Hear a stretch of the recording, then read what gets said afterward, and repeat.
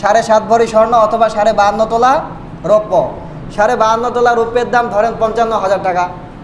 কোনো ব্যক্তির কাছে যদি 55,000 টাকা তার প্রয়োজনের অতিরিক্ত থাকে অথবা 55,000 টাকার আসবাবপত্র থাকে, যেমন আমার কাছে মনে করেন 2টা মোবাইল আছে, আমার দরকার একটা, কিন্তু আরেকটা আমার কাছে অতিরিক্ত আছে, এই অতিরিক্তটাকেও ধরতে হবে। আমার কাছে ব্যবসায়িক পণ্য আছে, এই পণ্যগুলোকেও হিসাব করতে হবে।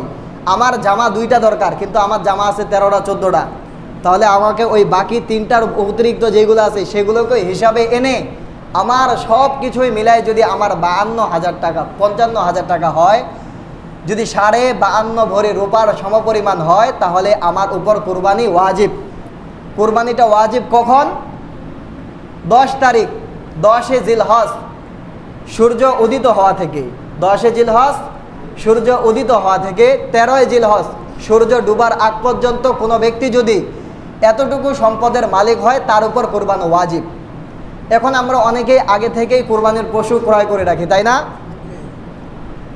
আপনি আমি যখন কোনো কাপড়, কোনো ভালো জিনিস, কোনো সন্তান জন্ম দিব, আমরা কি আল্লাহর কাছে দোয়া করব, আল্লাহ আমার সন্তানটাকে ল্যাংড়া দিয়েন?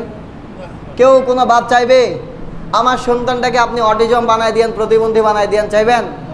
কি চাইবো? আল্লাহ আমার সন্তানটা যেন দেখতে এমন সন্তান হয়, কুররাতা আয়ুন, যার দিকে তাকালে আমার চক্ষু শীতল হবে, তাই না?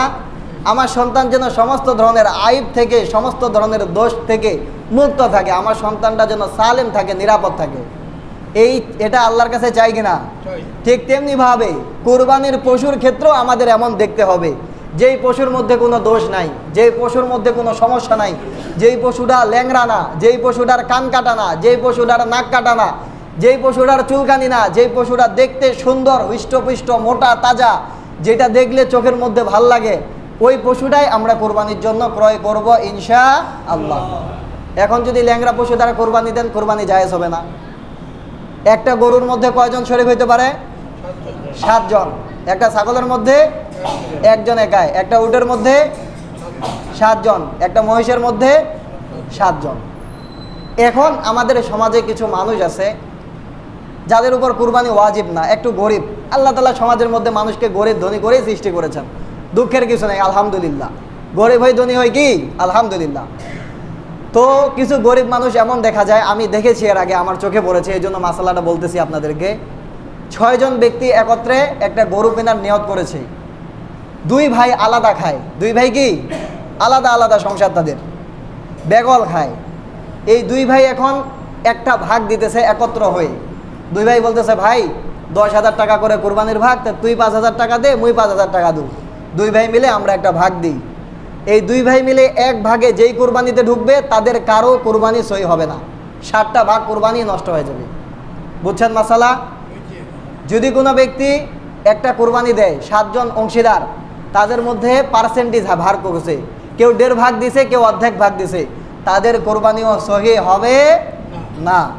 এই জন্য শরিকানা নির্ধারণ করার ক্ষেত্রে খেয়াল করবেন, যেই শরিকানা আপনারা যার সাথে মিলে কোরবানি করবেন, সে যদি হারাম ভক্ষণকারী হয়, তার অধিকাংশ টাকা অথবা তার পরিপূর্ণ টাকা যদি সুদের টাকা হয়, ঘুষের টাকা হয়, হারাম টাকা হয়, ওই ব্যক্তির সাথে যদি আপনি কোরবানি দেন, আপনার কোরবানিও সহি হবে না। এই জন্য শরিকানা নির্ধারণ করার ক্ষেত্রে খুব ভাববেন, খুব চিন্তা করবেন। সব থেকে উত্তম হলো একা একা কোরবানি দেওয়া। সব থেকে উত্তম কি? একা কোরবানি দেওয়া। কোরবানি করব কার জন্য? লা ইয়ানালাল্লাহু লুহুমুহা ওয়ালা দিমাউহা ওয়ালাকিন ইয়ানালুহুত তাকওয়া মিনকুম। কোরবানি দিই আল্লাহর জন্য। গোশত খায় কি আল্লাহ না আমরা? তাহলে খাইও আমরা, সব কিছুই আমাদের জন্য। আল্লাহ বলে, বান্দা তোর কোরবানির মাংস আমার খাওয়ার দরকার নাই, তোর কোনো কিছুই আমি চাই না, আমি চাই শুধুমাত্র তোর মনটা দেখতে, তোর মনকে আমার জন্য কোরবানি করতেছে নাকি মানুষকে দেখানোর জন্য। এই জন্য কোরবানি করার ক্ষেত্রে আমরা 4টা জিনিস মাথায় রাখবো। কয়টা? 1 নম্বর তাসহিহে নিয়ত, আমরা নিয়ত করব কোরবানি করব কার জন্য? আল্লাহর জন্য। 2 নম্বর, আমার কোরবানিটা হবে রিয়া মুক্ত, মানুষকে দেখানো ছাড়া। 3 নম্বর, আমি যেই কোরবানি করব, এই কোরবানির পরিপূর্ণ টাকা যেন হালাল টাকা থেকে হয়, হারাম টাকা না ঢুকে। 4 নম্বর, এই কোরবানিটা হলো আল্লাহর পক্ষ থেকে রিজিক, এই রিজিক আমি নিজেও খাবো, আমার পাড়া প্রতিবেশীদেরকেও দিব এবং আমার আত্মীয় স্বজনদেরকেও দিব, একাই রেখে রেখে খাবো না।